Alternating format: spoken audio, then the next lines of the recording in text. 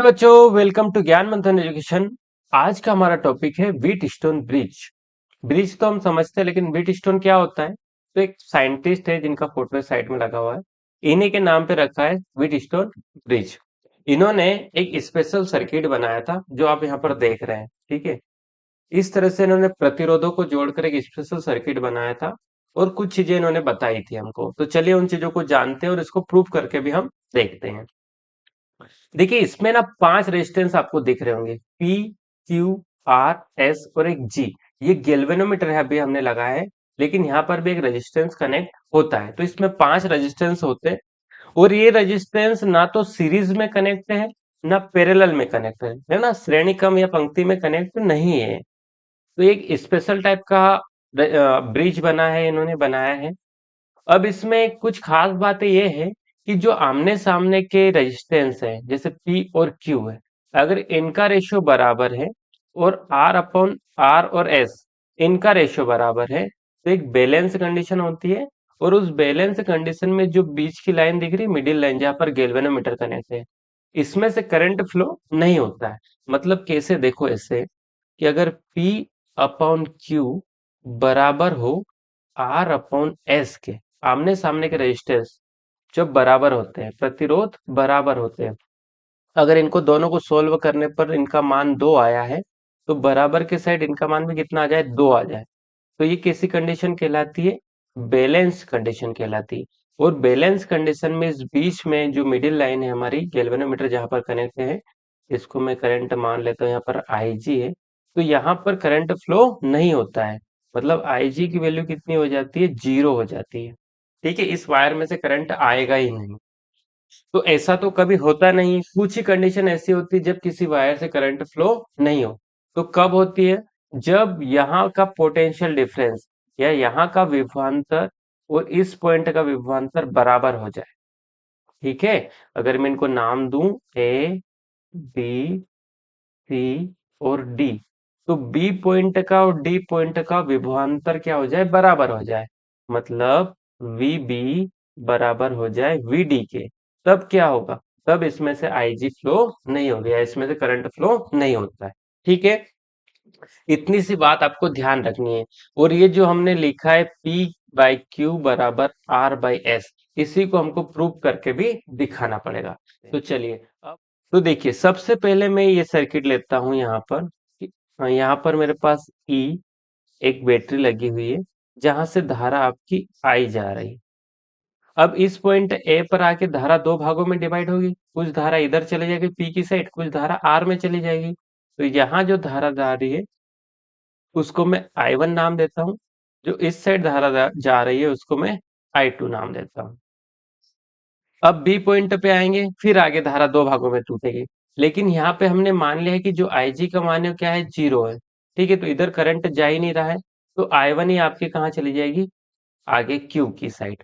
और यहाँ पर से भी अंदर करंट नहीं जाएगा, तो यहाँ से I2 आपकी निकल जाएगी S के साथ। I1 प्लस I2 दोनों मिलकर वापस क्या बन जाएगी, आपकी I बन जाएगी। ठीक है, इतना समझ गए आप? अब हम देखते हैं इन लूप। अब लूप क्या होता है, तो देखो, ये जो क्लोज सर्किट बनता है ना, इसी को लूप बोलते हैं हम। जैसे ए, बी, डी और ए, अभी मैं पूरे पर नहीं जा रहा हूं, अभी मैं किसको ले रहा हूं, ए से बी से डी और डी से ए। ठीक है, इतना सा लेता हूं। यहां पर मैं लिख देता हूं कि लूप ए, बी, डी, ए में किरचॉफ के सेकेंड लॉ से, और किरचॉफ का सेकंड लॉ क्या था, केवीएल, है ना, के V L, Kirchhoff voltage law लगाते हैं। ठीक है, मैंने आपको पढ़ाया अच्छे से किरचॉफ वोल्टेज लॉ, उसको देख लीजिएगा एक बार और समझ लीजिएगा। किरचॉफ का वोल्टेज लॉ बोलता है कि हम जिस डायरेक्शन में जाते हैं, अगर धारा की दिशा भी वही है, तो हमको कैसे लेना पड़ता है, माइनस। तो मैं क्या लूंगा, माइनस I1P, क्योंकि धारा की दिशा भी वही है और उसी दिशा में हम चल भी रहे हैं। IG का मान तो 0 आ जाएगा, तो ये हमको लेना नहीं है। वापस इस साइड जाएंगे हम, D से A। तो देखो, धारा की दिशा के अपोजिट चल रहे हैं हम, धारा उस साइड से आ रहे हैं, हम इस साइड से जा रहे हैं। तब उल्टा चलते तब काय का लेते हैं, प्लस का लेते हैं। तो I2R आपका प्लस हो जाएगा, बराबर किसके है, 0 के। ठीक है, अब मैं क्या करता हूँ, इसको उस साइड ले जाऊंगा तो माइनस का हो जाएगा I2R, माइनस से माइनस क्या हो जाएंगे, कैंसिल, तो क्या बचेगा आपका I1P बराबर I2R। ठीक है, और ये इक्वेशन आपकी फर्स्ट बन जाएगी। अब सेकेंड लूप लेते हैं हम, ये वाला BCDB। ठीक है, अब क्या मैं लेता हूँ, लूप BCDB में, अब लूप BCDB में वापस कौन सा लूप लगाएंगे, KVL, किरचॉफ वोल्टेज लॉ। अब इसमें देखिए हम इसी डायरेक्शन में चलेंगे ऐसे ही, तो जो धारा की दिशा है उसी दिशा में हम भी आ रहे हैं, तो माइनस का, तो माइनस I1Q, और इधर देखो वापस अपोजिट दिशा, इधर से जा रही है करंट, हम आ रहे हैं उस साइड से, तो प्लस का लेते हैं, तो प्लस का I2S बराबर किसके, जीरो का।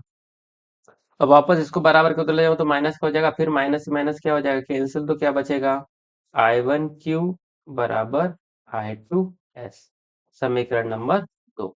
अब क्या करते हैं, समीकरण नंबर 1 व 2, अब मैं लिखता हूँ समीकरण 1 को भाग देता हूँ समीकरण 2 से। अब भाग देंगे तो क्या लिखेंगे, I1P डिवाइड बाय I1Q बराबर I2R डिवाइड बाय I2S। अब यहाँ पर I1 से I1 कैंसिल, आपका I2 से I2 कैंसिल, तो क्या बचेगा P बाय Q बराबर R बाय S। और यही हमको क्या करना था, सिद्ध करना था। ये हमने सिद्ध करके यहाँ पर लिख, ठीक है। इतना सा सिंपल सा आपका व्हीट स्टोन ब्रिज है, और कई बार क्वेश्चन आपके एग्जाम में देखने को मिला है। तो आई होप आप समझ गए होंगे अच्छे से। वीडियो अच्छा लगा तो लाइक कर लीजिएगा, अपने दोस्तों के साथ शेयर कीजिए, और चैनल को सब्सक्राइब कर दीजिए। अब मिलेंगे हम अगले वीडियो में, तब तक के लिए धन्यवाद।